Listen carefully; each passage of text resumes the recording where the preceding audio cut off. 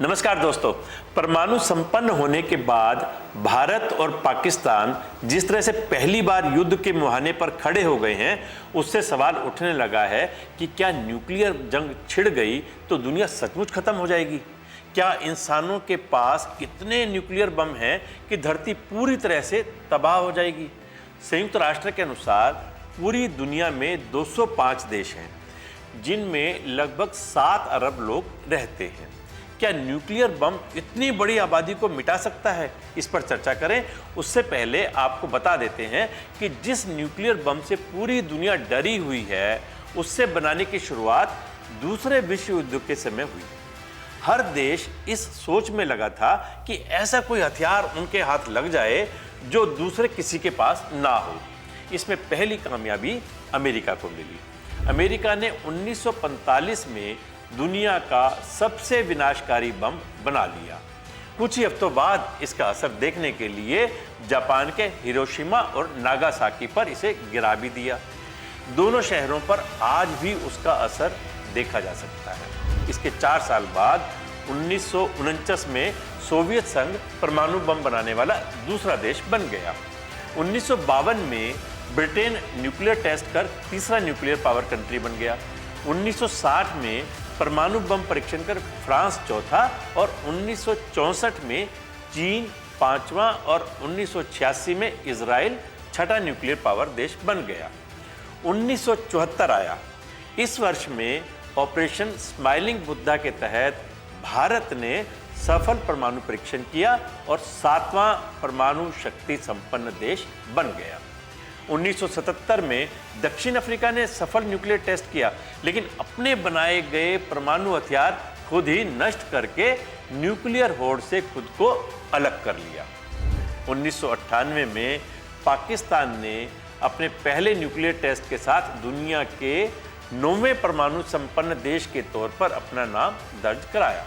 2006 में north Korea ने परमाणु परीक्षण किया और 10वां न्यूक्लियर पावर देश बन गया।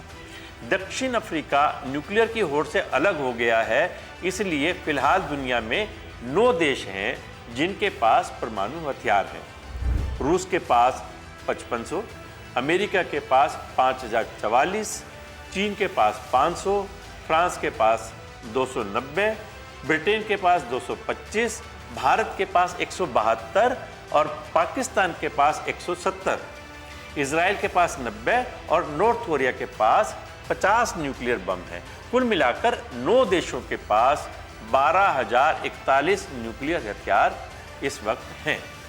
एक रिपोर्ट के अनुसार सिर्फ 500 न्यूक्लियर बम, जिनका औसतन वजन 30 से 40 किलो टन हो, दुनिया की पूरी 7 अरब आबादी को खत्म करने के लिए काफ़ी हैं। इसके अलावा कई देश गुपचुप तरीके से न्यूक्लियर बम बनाने की दिशा में आगे बढ़ रहे हैं। इनमें Argentina, Brazil, Sweden, Libya, Romania, Egypt, Taiwan, Algeria, Japan, Syria, Iraq और ईरान जैसे देश शामिल हैं। दुनिया के सबसे खतरनाक परमाणु हथियार हैं डेड हैंड पेरीमीटर या ड्रम्स डे डिवाइस। ये रूस का वो ऑटोमेटिक न्यूक्लियर सिस्टम है जो किसी परमाणु हमले के बाद भी यदि वो पूरी तरह तबाह हो जाए तो दुश्मन देश को खत्म कर सकता है। इस सिस्टम पर काम 1945 से 1991 के बीच शीत युद्ध के दौरान शुरू हुआ था। खतरा था कि अगर कोई देश अचानक न्यूक्लियर हमला कर दे और दूसरे देश को जवाब देने का मौका भी ना मिले तो उसका क्या हाल हो सकता है। इसी सोच से रूस ने इस सिस्टम को बनाया। इसकी खासियत है कि अगर दुश्मन देश ने रूस पर एक साथ कई न्यूक्लियर मिसाइलें गिरा दी और पूरी रूसी सरकार या मिलिट्री कमांड खत्म हो गई, तो भी महज 3 लोगों के पास इतना अधिकार होगा कि वो इस सिस्टम को एक्टिव करें और रूस के पास मौजूद सारे 5500 बम अपने आप लॉन्च हो जाएं। ये मिसाइलें उस देश पर गिरेंगी जिसने रूस पर हमला किया होगा। अमेरिका और कुछ दूसरे देश अब इसी तरह की तकनीक विकसित करने की कोशिशों में लगे हैं। सच तो ये है कि आज इंसान ने ऐसी टेक्नोलॉजी बना ली है जो उसकी अपनी ही धरती को निगल सकती है, लेकिन फिर भी दुनिया की सरकारें, ताकतवर देश और सैन्य संगठन इस होड़ से पीछे हटने को तैयार नहीं है।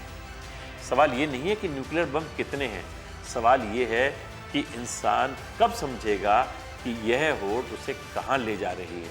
दोस्तों, किसी ने ठीक ही लिखा है, चिंता भविष्य की करके वो वर्तमान को लुटा रहे, चिंता भविष्य की करके वो वर्तमान को लुटा रहे, कल हो जाए सुरक्षित बस ये कहे हथियार जुटा रहे। खाने पीने की किल्लत है, निकल रहा जनता का दम, फिर भी जाने कितने देश क्यों बना रहे परमाणु बम। नमस्कार।